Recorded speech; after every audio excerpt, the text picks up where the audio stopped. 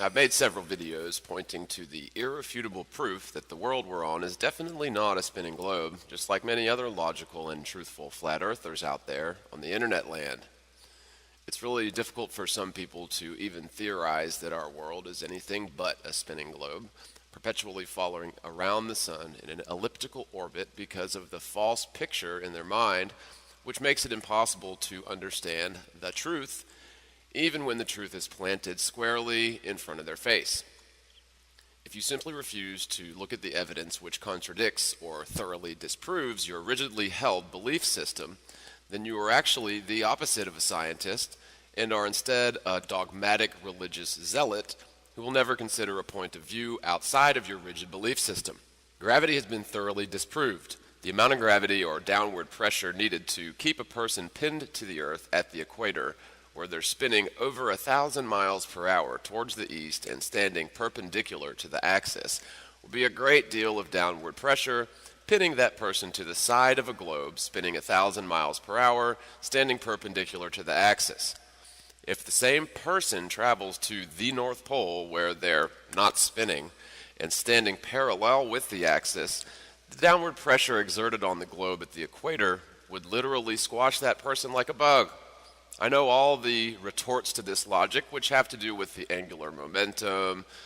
Whomever rebuts this proof that gravity is a farce doesn't understand the problem I'm pointing to and should think about the problem again because they don't get it. We can show you pictures of perfectly vertical, perpendicular to the horizon buildings from over 50 miles away and 60 miles away, standing at about sea level on both sides, the observer and the skyscraper in the distance. If the world was a globe with a circumference of 25,000 miles, a building over 50 miles away should be based a full quarter mile below the horizon line and should be tilted away from your perspective since it's supposedly founded on the distant edge of a curve. People will argue that the Earth isn't a perfect sphere or we're cheating because those pics were taken from too high in altitude. But again, many such pics are taken from sea level, and if you could somehow gain enough altitude to view those buildings on a globe, they should be angled away from your perspective. People will say the angle would only be a few degrees and that the human eye cannot distinguish a perfectly vertical line versus a slightly angled line. This is the most preposterous thing I've ever heard. The human eye is so very keen, we can detect very minute angles, especially if the lines of the angles are extended out, like in a skyscraper. And also if those lines are directly near other perfectly vertical lines, all we ever see are perpendicular buildings, regardless of the altitude, vertical, and that means our world is certainly flat. A 2,500-mile flight from New York to LA is identical in duration to its return flight. This would simply be impossible on a globe with the surface constantly spinning east, especially considering the airplanes are not connected to the ground anymore. This has nothing to do with how fast the planes are not spinning prior to takeoff, nor does it have anything to do with the atmosphere not spinning 1,000 miles per hour eastward along with the ground below. It has to do with the westbound plane traveling in the opposite direction as the destination, while the eastbound plane must race against the destination and catch up. The two flights should be wildly different in duration on a spinning globe, and since their duration is in fact identical, this alone proves the world is certainly stationary and not spinning. The world's atmosphere is supposedly adjacent to the vacuum of outer space, with nothing separating the two. This is simply impossible since a gaseous body cannot exist adjacent to a vacuum without something separating the two. Now, I'm not suggesting there's a dome in the sky. Some flat earthers do say that. But what I'm saying is the infinite space model is wrong. Space is not a vacuum, but when you get up to certain altitudes above the atmosphere, the air is so thin that there's no barometric pressure at those levels to speak of. Weight is decreased as altitude is gained due to the fact that there's a gradient slide of decreasing pressure as you gain altitude. The fact that our atmosphere even exists disproves the heliocentric infinite space/globe model completely, just like all the evidence disproves it completely. Weather balloons launched 40 miles into the air will show the Earth below as flat and stationary if the proper type of camera is used and not a GoPro fisheye lens camera, which makes all straight lines appear to curve. The GoPro camera will trick the eye into believing the horizon is wrapped around a globe, or that infinite space is wrapped around a globe, depending on which direction the weather balloon happens to be rocking at that moment. A standard wide-angle lens, not a GoPro lens, will show the ground below to be stationary, and the horizon is a flat, equidistant circle all around you. People will argue that the weather balloon was traveling 1,000 miles per hour east before it was launched, and so it maintains that eastward velocity many miles into the air. This is obviously ridiculous, but we can go a step further and say it's totally illogical. If you consider the atmosphere as spinning along with the face of the Earth near the ground, if we gain altitude of 40 miles, and the weather balloon maintains its relatively fixed position in accordance with the ground below, then it must be traveling faster and faster towards the east as altitude is gained. See, it's traveling on a greater arc than the ground below would be, so in order to maintain a fixed position relative to the ground, it would need to accelerate faster and faster eastward as altitude is gained, since it's traveling across a much greater arc in the same amount of time as the ground below. Do weather balloons have rocket packs attached to them which propel them east? People will say they can see the horizon line from a weather balloon, and that means it's the end of the Earth. This is also preposterous, as the horizon line is totally subjective, meaning it affects your vision depending on where you're standing and your altitude from the ground. The horizon is simply your angle of attack on the vanishing point, where objects behind the horizon get smaller and smaller, and the horizon line in front of those distant objects simply obscures your vision beyond that point. As altitude is gained, our apparent horizon certainly increases, but the fact that the horizon line never drops as altitude is gained proves that the world is definitely not a globe. The North Star Polaris stays fixed in alignment with our North Pole all year round. This is simply impossible on a spinning globe traveling around the sun in an elliptical orbit. The Jeranism effect aside, which I'll touch on next, our North Pole is an arbitrary pointer, depending on the time of year or time of aeon. If you consider the, quote, fact that our axis is wobbling once per 26,000 years, according to the standard globe model, people will argue that it takes 26,000 years to do one wobble, so we don't see any apparent movement in the North Star. However, this is totally missing the point. The North Star supposedly maintains its alignment with our North Pole throughout the year because the North Pole star is so very far away, the Earth's motion around the sun doesn't cause any change in the parallax. My point is, if we had such a perfect alignment with that very distant North Star, the alignment would need to be very precise to keep the star fixed above our North Pole at such a great distance. If you've ever shot a scoped rifle, you'll know that the further away your target is, the more precise your alignment must be. An object as distant as Polaris would necessitate such dead-on balls, perfect alignment, that considering axial precession, we should have a new North Star every 50 or 100 years at the most. Even a 1 or 2 degree change in the axial alignment would totally and completely throw off that perfect alignment we supposedly have with Polaris. Taking this a step further, the Jeranism effect shows that the stars overhead in the winter should be invisible during the entire summer, since they're behind the sun, or would only be visible during the daytime, which is impossible. Same thing goes with spring and autumn.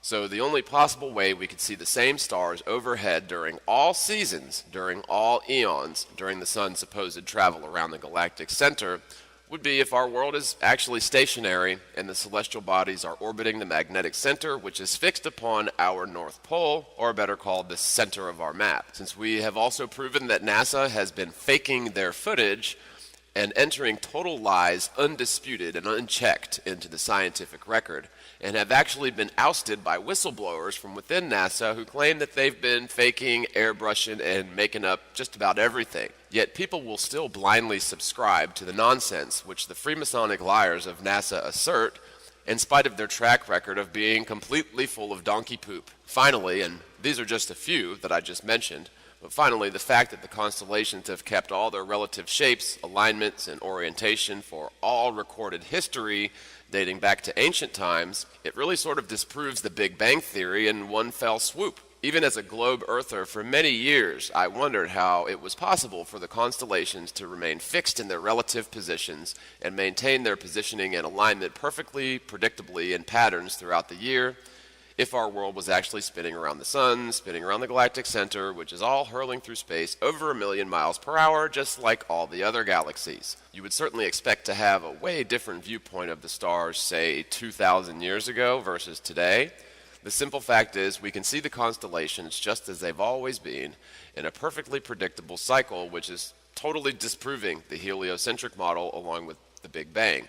Even as a globe earther for many years in my life, I realized that there was something wrong with the constellations being fixed in their alignments, but I never could quite put my finger on it. Each and every one of these verifiable facts I've just mentioned are enough alone to disprove the globe Earth model completely.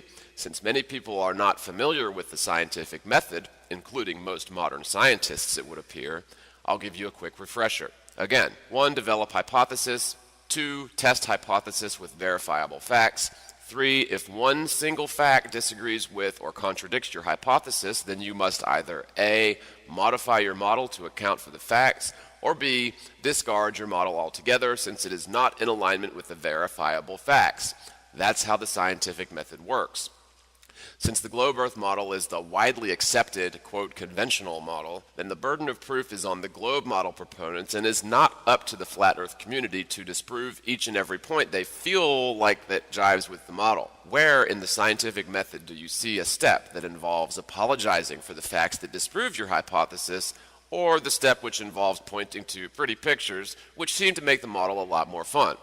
I'll save you some time. It does not contain such steps. So the quote rational, quote skeptical, quote scientists of the world are certainly not scientific and are much more closely akin to religious zealots who will simply refuse to look at evidence which contradicts their dogmatic religious beliefs. This would be like me as a small child catching my mom and dad doing it while dressed up like Santa and Mrs. Claus on Christmas Eve. I snapped a picture of them doing it, and they knew they were caught. So the next morning, little brother and I get up to find presents all over the place. I mean, we got everything on our list that year for some reason, and then some.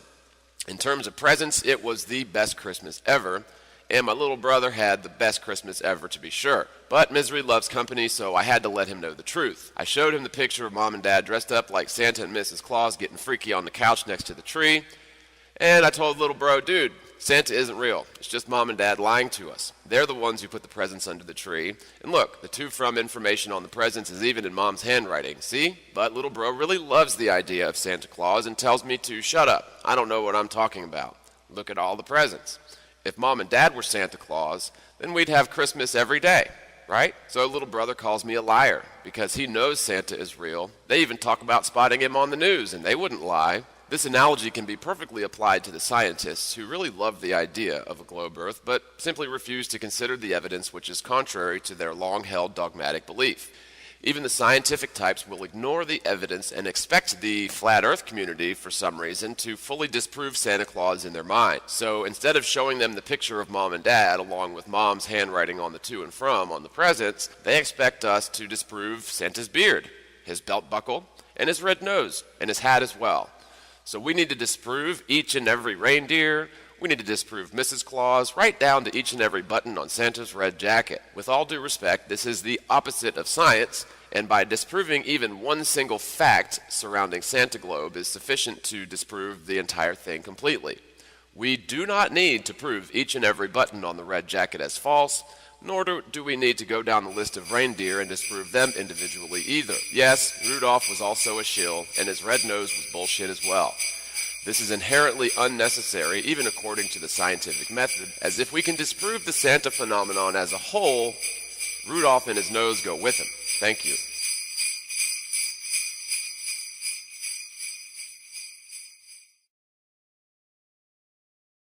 We'll never consider a point of view outside of your rigid belief system. Gravity has been thoroughly disproved. The amount of gravity or downward pressure needed to keep a person pinned to the Earth at the equator, where they're spinning over 1,000 miles per hour towards the east and standing perpendicular to the axis, will be a great deal of downward pressure, pinning that person to the side of a globe spinning 1,000 miles per hour, standing perpendicular to the axis. If the same person travels to the North Pole, where they're not spinning, and standing parallel with the axis, the downward pressure exerted on the globe at the equator would literally squash that person like a bug. I know all the retorts to this logic, which have to do with the angular momentum. Whomever rebuts this proof that gravity is a farce doesn't understand the problem I'm pointing to and should think about the problem again because they don't get it. We can show you pictures of perfectly vertical, perpendicular to the horizon, anything but a spinning globe, perpetually following around the sun in an elliptical orbit because of the false picture in their mind, which makes it impossible to understand the truth, even when the truth is planted squarely in front of their face. If you simply refuse to look at the evidence which contradicts or thoroughly disproves your rigidly held belief system, then you are actually the opposite of a scientist and are instead a dogmatic religious zealot who